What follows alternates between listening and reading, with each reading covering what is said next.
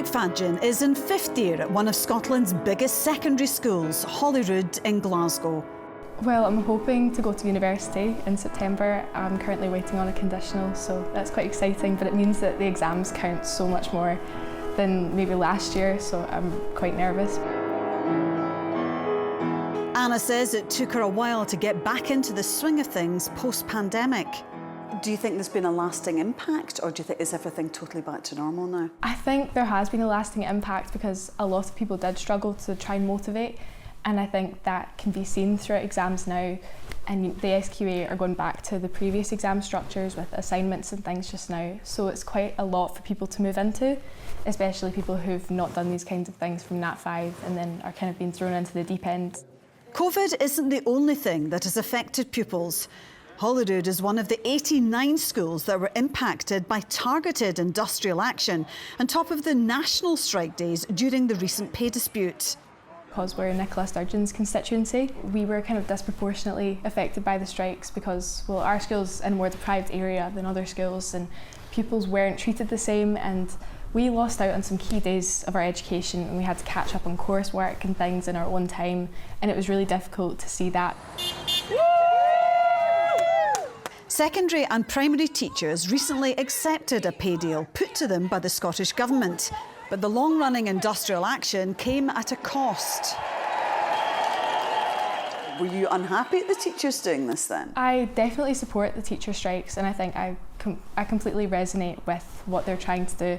I just think the targeted strikes were a personal issue for me because people from different schools weren't impacted the same way we were, and it's further widening the attainment gap.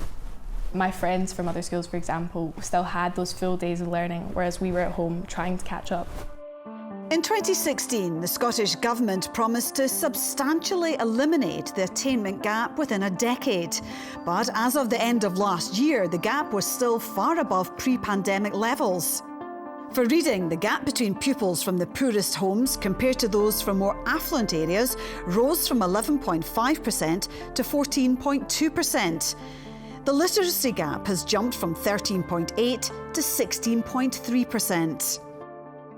If you live in a certain area in Scotland, it's like you've won the postcode lottery. Yeah. I mean, do you think that's a fair system? I think it's really unfair because everyone should have equal opportunity, but you know, it's not being enforced in the way it should by the government and councils, and it would be great to see the government incentivising people to go into teaching because it's such an important profession that I think is often overlooked. And is that what's inspired you to be a teacher then? Definitely, yeah. I think it's really great because you have some inspiring teachers that you can see make a difference in people's lives, and I think they don't even realise it themselves.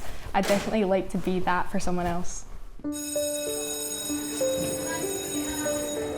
There are close to 25,000 secondary school teachers in Scotland.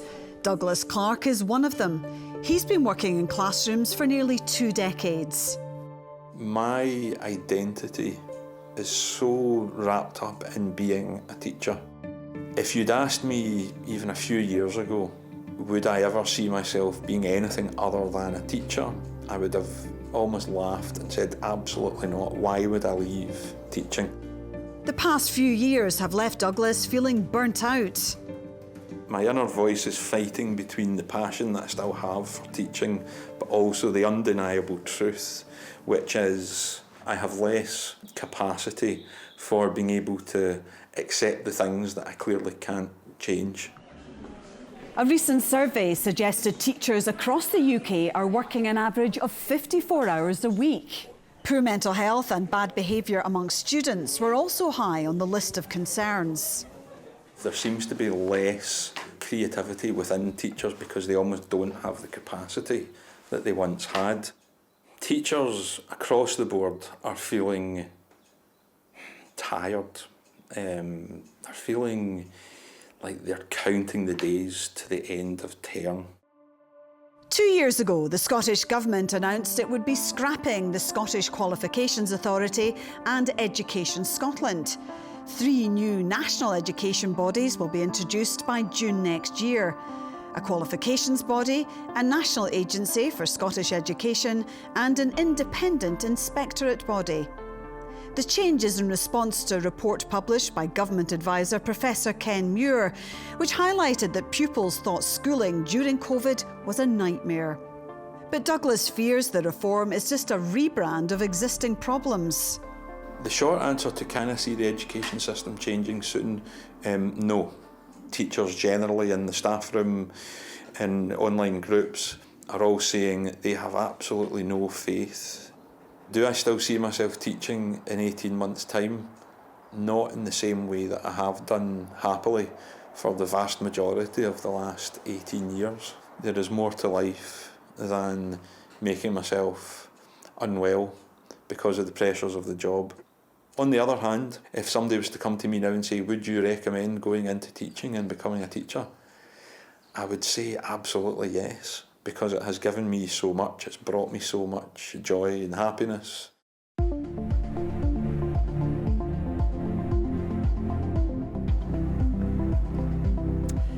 We're 8 miles outside of Glasgow now in East Dunbartonshire, and we're here to visit Lenzie Academy, which is the 15th best performing secondary school in Scotland. And it also happens to be Mild School.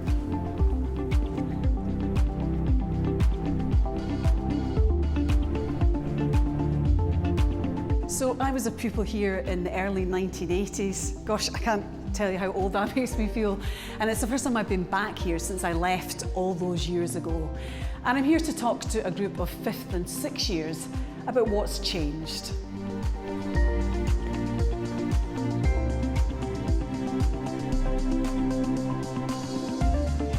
I used to spend many an hour in here, especially in 6th year, kind of dogging off classes and all the rest of it and studying for my exams, well, allegedly.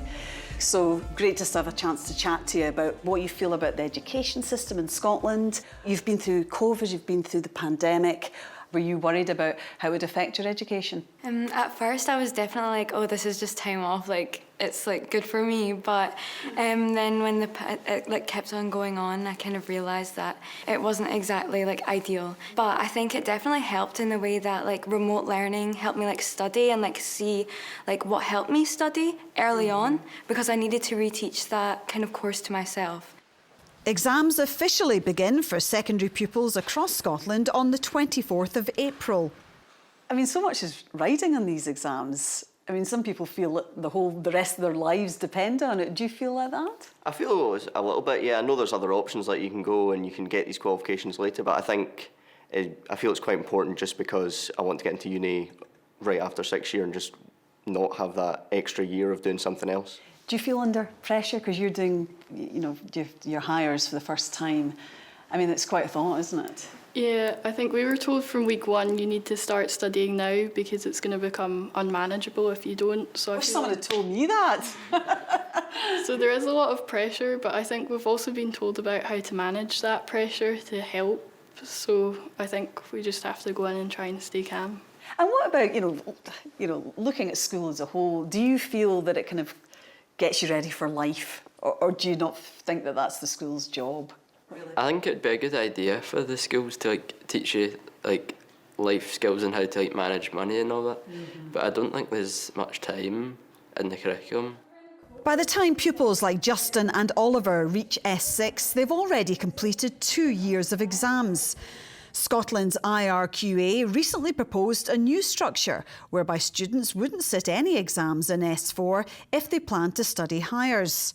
There's a review going on and we'll see what comes out of that. Bringing back all the assignments next year, I don't think it's been a welcome move by certainly the staff in my school and probably wider. It just puts greater pressure when we're not fully out of COVID and all the recovery from COVID.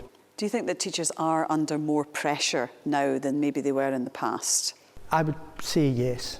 I mean, I think the pressure on the alternative certification model, the assessments and the marking of those was significant. It was all put back onto teachers rather than through the SQA. Although reforms to the education system are expected, it'll make no difference in the short term for those finishing this chapter of their lives. You're in 6th year, you're going to be leaving school really soon. Yeah. How does that feel? Does it feel quite intimidating? Yeah, it's quite nervous, because you've been here for 6 years, and the social aspect I might miss quite a lot. But it's also quite exciting for the future, of like what you're going to do at like uni and like all the new people that you'll meet. And then the teachers, I would obviously miss them. I'm probably not sure when I'll see them again. Hopefully I can come back and visit.